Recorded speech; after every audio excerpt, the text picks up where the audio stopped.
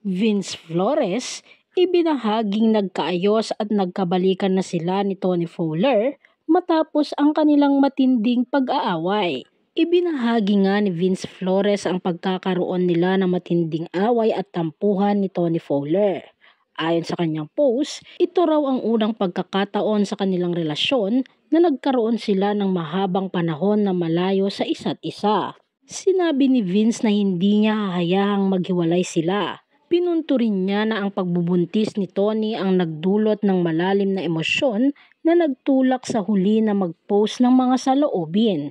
Ngunit sa kabila ng lahat ng ito, nagpasya si Tony na patawarin si Vince at sa kasalukuyan ay nagkaayos na nga sila. Sa kanyang mensahe, ipinahayag ni Vince ang kanyang pagmamahal kay Tony Fowler at pasasalamat sa lahat ng pamilya at kaibigan na nag-alala at nagbigay ng suporta sa kanilang relasyon. Narito nga ang kanyang buong post. This is not for content. Yesterday, nagkaroon kami ng matinding away at tampuhan first time sa relasyon namin na malayo sa isa't isa ng matagal na oras. Pero hindi ko hahayaan na maghiwalay kami. Dahil sa pagbubuntis ni Jowa, sobrang nadala siya ng emosyon kaya nakapag-post siya ng kung ano-ano.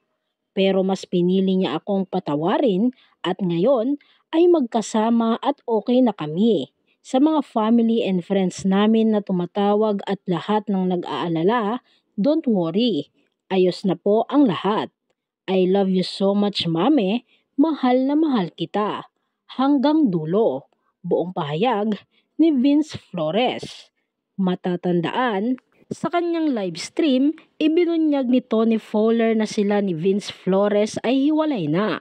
Anya, napupuno na din naman siya kaya mas gusto na lang niyang mag-isa. Hindi napigilan ni Tony na ibahagi ang kanyang update sa kanilang relasyon nang magbahagi ang follower niya tungkol sa pagsubok na pinagdadaanan nito. Sa kanyang Instagram story, muling ipinahayag ni Fowler ang kanyang determinasyon na lampasan ang hamon na ito. Sinasabi na naipagtagumpayan na niya ang mga katulad na pagsubok sa nakaraan at gagawin niya ito muli.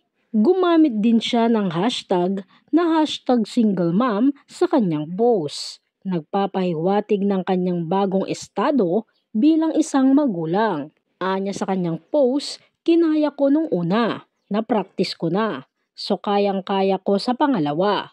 Back to #singlemom. Dahil sa ibinahaging ito ni Tony, marami sa kanilang taga-suporta ang nalungkot ngunit umaasa pa rin na magkakabalikan at magkakaayos ang dalawa lalo at ipinagbubuntis ni Tony ang kanilang anak.